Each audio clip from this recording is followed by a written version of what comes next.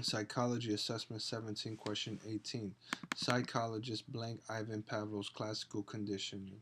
So, psychologists currently, presently, they attempt to challenge Ivan Pavlov's classical conditioning. They also learned from Ivan Pavlov's classical conditioning, and they also practice Ivan Pavlov's classical conditioning. So the answer is all of the above.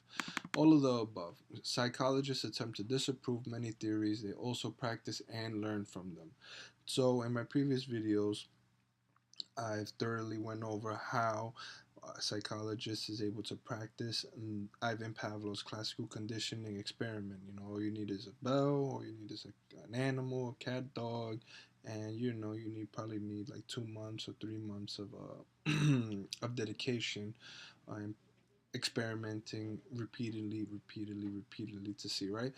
But how do psychologists attempt to disapprove Ivan Pavlov's classical conditioning? Well, I've also gave you an example of that. I think in the beginning of assessment 17, I can't remember, can't recall which number. It's called habituation, right? So after enough repeated exposure to the same stimuli, a response will begin to decrease. For example,